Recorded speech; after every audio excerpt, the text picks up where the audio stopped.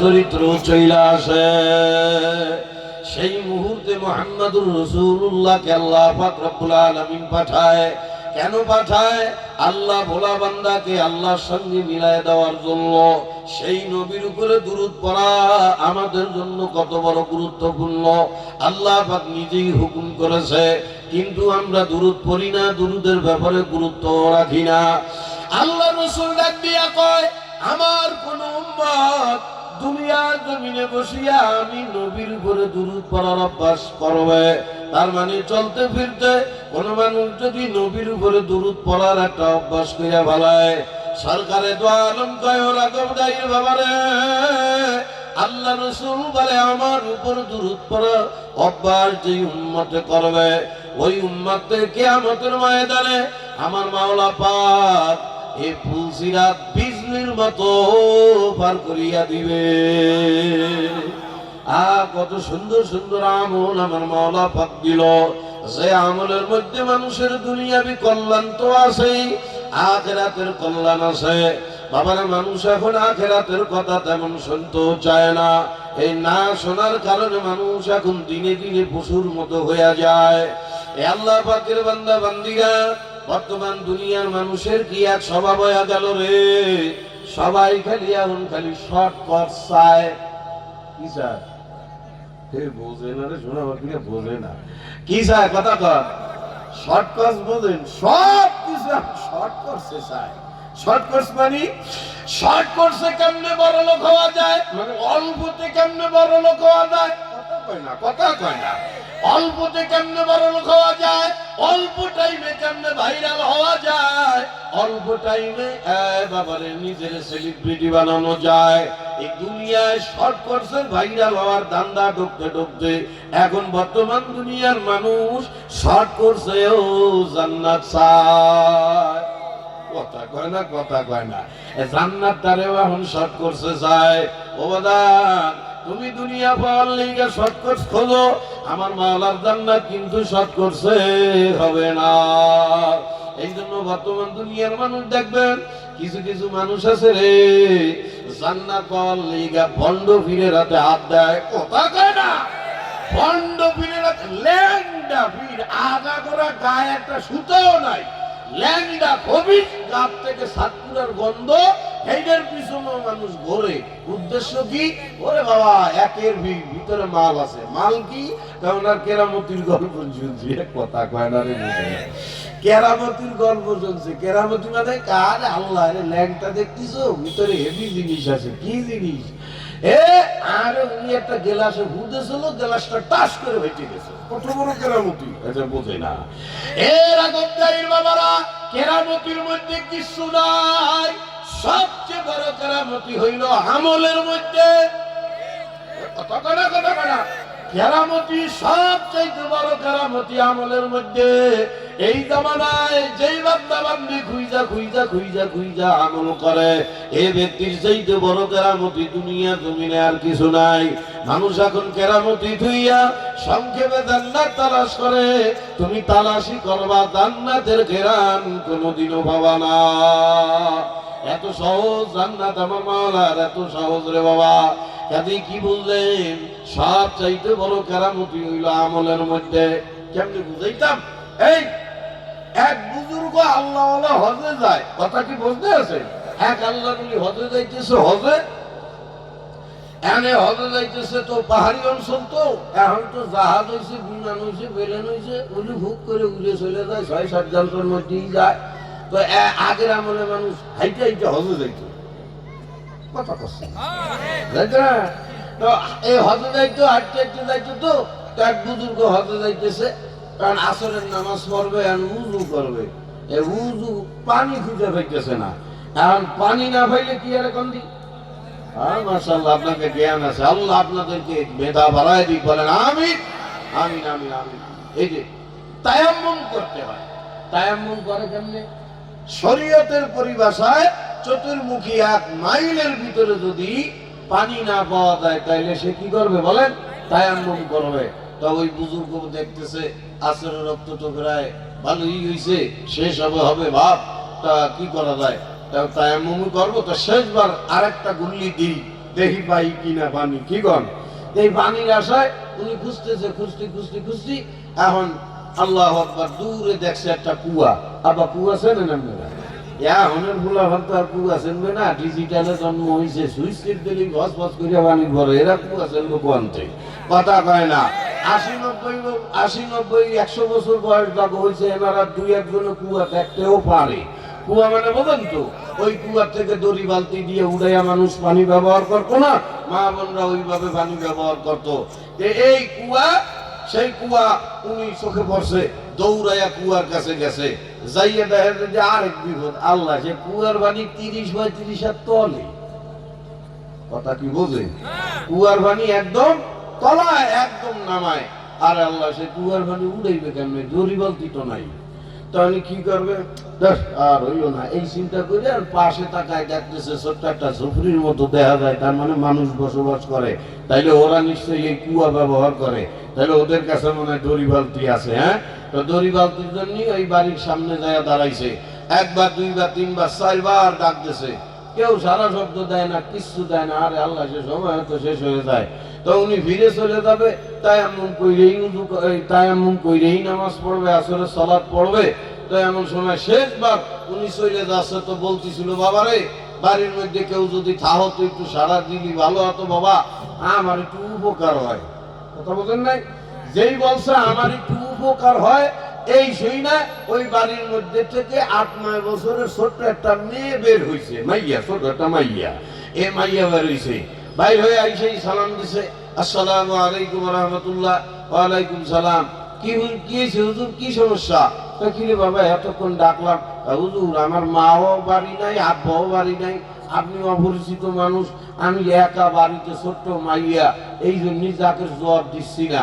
ওই যে আপনি বলছেন আমার একটু উপকার হয়, ভাবছি কোনো বিপদে বললেন নি কি আবার, এই মনে করে বার হয়েছি। হুজুর, আমার বাড়িতে মাও নাই, আব্বাও নাই। এই মা, তোমার ওই যে কুয়া দেখা যায়, কুয়া তোমরা ব্যবহার করো নিশ্চয়ই, দড়ি বালতি আছে, আমি তো এখন আসর পড়ি নাই, একটু পানি দরকার। মেয়েটা কয়, আরে আল্লাহ, কোন কি আপনি এখন আসর নামাজ পড়েন নাই? কয়, না রে বাবা, এখনো পড়লাম না, পানি খাইলাম না, তো কোনতে পড়বো, কথা বলছেন না? মেয়েটা কয়, তাই দাঁড়ান। এই বইলা মেয়েটা বাড়ির ভিতরে ঢুকছে, কিছুক্ষণ পরে আইছে, কিন্তু খালি হাতে। আল্লাহর ওলি দেখে কাইছে, খালি হাতে বসে। আইসেই কয়, কি বাবা, দড়ি বালতি? হুজুর, আমার মা এমন, আব্বা এমন জায়গায় দড়ি বালতি রাখছে, আমি ছোট মানুষ, নামাইতেও পারি না, আর আমি অপরিচিত মানুষ, আপনারও বাড়িতে ঢুকাইতে পারতেছি না। কথা কি বুঝতে আছেন না? তাহলে কি করতে হবে? মেয়েটা কয়, আল্লাহ ভরসা, চলেন যাই, দেখি কি অবস্থা। মেয়েটা আল্লাহওয়ালাকে নিয়ে কুয়ার পাশে চলে যায়। কুয়ার পাশে যাইয়া মেয়েটা ঠোঁট দুইটা নাড়াইয়া ফুট ফুট ফুট ফুট কইরা কি একটু পড়লো, এরপরে কুয়ার মধ্যে থুতু ফালাইয়া দিল। আরে আল্লাহ, থুতু ফালাইতে দেরি, 30-35 হাত তলের কুয়ার পানি সা সা করে কুয়ার বুক পর্যন্ত চলে গেছে। দেখেই তো আল্লাহর নবী আসছে, আল্লাহর ওলি আশ্চর্য। আরে আল্লাহ, কান্ডা করাইলো কি? বোঝে না রে, বোঝে না। মাইয়া মাত্র ছোট, এ বাবারে, মেয়েটাকে জিজ্ঞেস করবে কি? মেয়েটা তাড়াতাড়ি কয়, হুজুর জলদি উযু করেন কইয়া আসরে সালাত পড়েন। এই বইলা মাইয়াটা চইলা যায়। আল্লাহর ওলির মনের মধ্যে তো সারে না, টানা কান্ডা কেমনে হইল রে? এ মাইয়ারে জিজ্ঞেস করতে যাইয়া যদি আবার ভানি কইলা যায়, তাহলে আরেক বিপদ। বোঝে না রে। তা আগে উযু করি, উযু করিয়া বগলে যায় নামাজ ছিল বিছাইয়া, আসরে সালাত আদায় করিয়া নিজের গন্তব্যে চইলা যাবে, কিন্তু মনের মধ্যে খালি প্রশ্ন, আল্লাহ এটা কেমনে সম্ভব? কথা কাছে না আপনার আমার মনের মধ্যে একটা লাগতে আছে না, কেমনে হইলো? কথা কয় না, হয় না? এমনই তো নিজের চোখ দিয়া দেখছে, এই কিউরিসিটির দ্বারায় যাইতেই পারলো না। আবার ওই বাড়ির সামনে দাঁড়ায় কয়, বাবারে তুমি যদি আর একটু বাইরে হইতা, বাবারে তোমার সঙ্গে দুইটা কথা বলতাম। মেয়েটা আবার বের হয়ে আসছে। আল্লাহর ওলি জিগায়, হে বাবা, তোমার নাম কি? মেয়েটা কয়, হুজুর আমার নাম আয়েশা। ও মা, কুয়ার কাছে যাইয়া তুমি এমন কি পড়লা আর কি করলা, যার কারণে 30-35 হাত তলের পানি কুয়ার মুখ পর্যন্ত চলে আসছে? মেয়েটা কয়, আল্লাহর ওলি গো, ওইটা আমার কিছু না, ওইটা আমার মার একটা অভ্যাস। সুবহানাল্লাহ কয় না? মার অভ্যাস মানে মেয়েটা ডাক দিয়া কয়, হুজুর আমার জন্মের পরে যেদিন থেকে আমার একটু বুদ্ধি হইছে, তার মানে আমি কিছু দেখলে মনে রাখতে পারি, সেই সময় থেকে আমি আমার মার ভিতরে দুইটা অভ্যাস দেখেছি। আমি কখনো কোনো সময় আমার মাকে দুই হালতের বাইরে যাইতে দেখি নাই। কি অভ্যাস? আল্লাহু আকবার। মেয়েটা ডাক দিয়া কয়, হুজুর আমার মায়ের ভিতরে দুইটা অভ্যাস খুব মারাত্মক ভাবে আছে। আমার মাকে এই দুই হালতের বাইরে, এই দুই আমলের বাইরে কখনো আমি দেখি নাই। কি অভ্যাসটা? এক নম্বর, কাসরাতে বিযিক্রিল্লাহ বিলিসানি।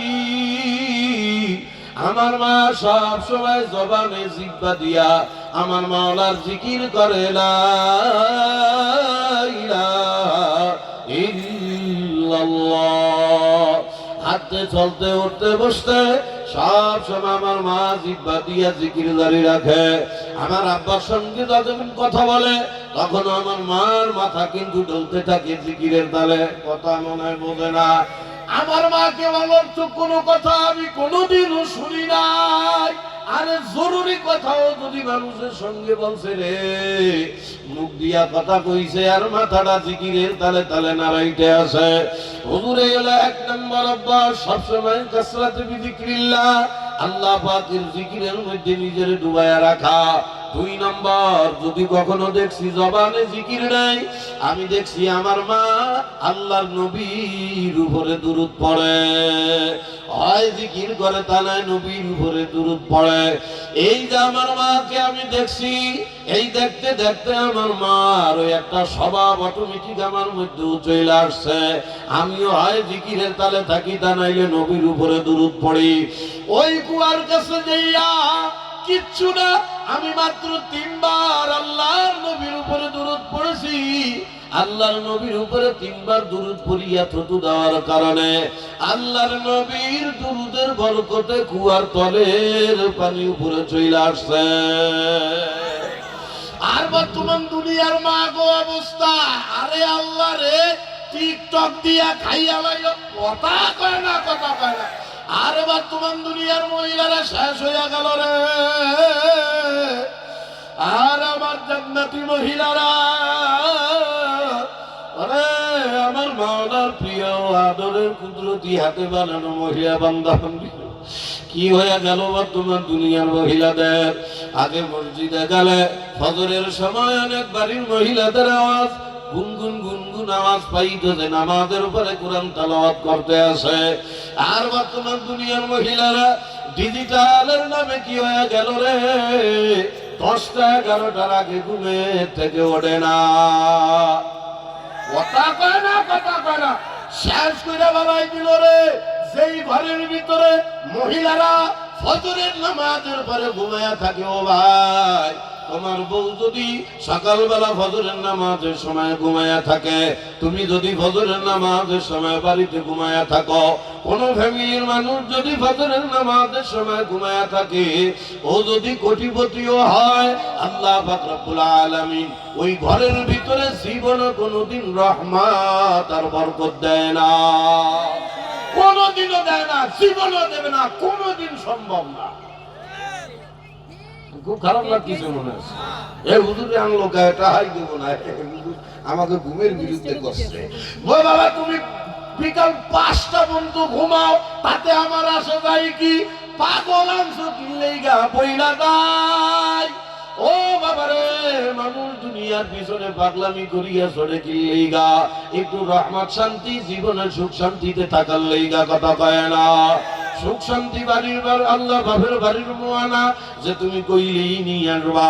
বর্তমান দুনিয়ার মানুষ সুখ শান্তি মনে করে টাকা পয়সা হইলেই হয় না। কলিজার টুকরা বাবারা দেখো, চোখ দুইটা মেয়েরা দেখো, যাদের টাকা পয়সা সবচেয়ে বেশি তারা তত জ্বালার মধ্যে আছে, কথা কয় না।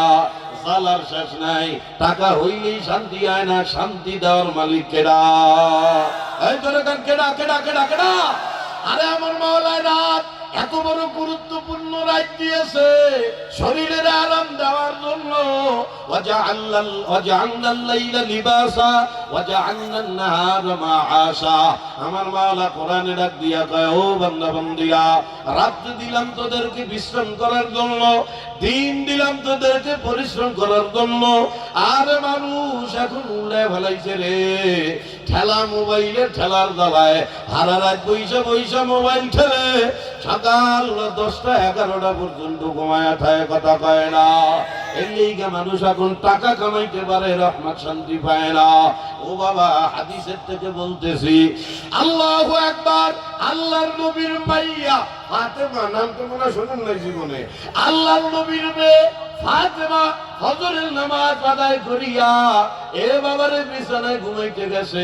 আল্লাহর নবী সাল্লাল্লাহু আলাইহি ওয়াসাল্লাম ফজরের পরে তাসবিহ তাহলিল আদায় করিয়া আল্লাহু আকবার হাঁটতে হাঁটতে ফাতেমার খবর নিতে গেছে।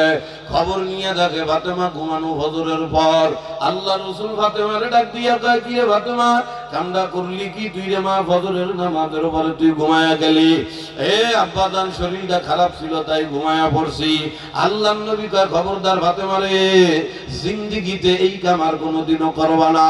কারণ ফজরের নামাজের পর সূর্য ওঠার আগে এমন একটা গুরুত্বপূর্ণ টাইম, হাদিসের মধ্যে নবী ডাক দিয়া কয়, ওই মুহূর্তে আল্লাহ পাক বান্দা বান্দীদের রিজিকের মধ্যে বরকত বন্টন করে। সুবহানাল্লাহ। কি কথা কি বুঝতে আছে না? রাগ আছেন নাকি? আরে রাগই বলে হয় না, রাগ হয় আজকে। রাগ হয়ে বাড়ি যান, আর কালকে থেকে ঘুমাবেন না সূর্য ওঠার আগ পর্যন্ত, ইনশাআল্লাহ। হয় কথা কয় না, ইনশাআল্লাহ। এ কলিজার টুকরা ভাই, যেই দিন আমি মাদ্রাসায় এই হাদিস পড়েছি, ওই দিন থেকে আল্লাহর ফজলে আমি ফজরের নামাজের পরে অন্তত সূর্য ওঠার আগ পর্যন্ত ঘুমাই না। আমার আব্বারও জীবনও ঘুমাইতে দেখি নাই, আমার উস্তাদদেরকেও ঘুমাইতে দেখি নাই। এ বাবারা, আলেমদের ঘরে এত রহমত, এত বরকত, এইটা তো আপনারা সাত দোয়াবে বৈশা কন কথা এ কন না কন না। এ হুজুররা বেতন কম পাইলে কি হবে? হুজুর গোটা বরকত আছে, কয় না কয় না। এ বরকতটা কি জন্য? হুজুররা ফজরের নামাজের পর মুসল্লিদেরকে নিয়ে তালিম করে রে, এরপরে মক্তবের পোলাপান পড়ায়, ঘুমাই না। যেই ঘরের মানুষ ফজরের নামাজের পরে সূর্য ওঠার আগে ঘুমায়া থাকে, এ বাবারে ব্যাংকে টাকা থাকতে পারে, ওই টাকা, ওই সম্পদ, ওই ঘরের মধ্যে আল্লাহ তাআলা কোনদিন রহমত বরকত দেয় না। বাবা না ভাই, ভুল করিও না, কি হয়ে গেল আমার মা বোনদের। এমন এক জামানা চলে আসছে যেই মহিলারা এমন হায়া লজ্জা ওয়ালা, এই মহিলাদের ভিতরে এখন হায়া লজ্জা হারায়া গেছে। যাই হোক বাবা, যেটা বলতেছিলাম, আপনার আমার মূল ঠিকানা, মূল পরিচয়, মূল গোড়ার সম্পর্ক কার সঙ্গে? এই ধরো কার সাথে? কার সাথে? ওই যে বাঁশ দিয়ে বুঝাইছিলাম, ভুলে গেছেন নাকি? বাঁশ, এই যে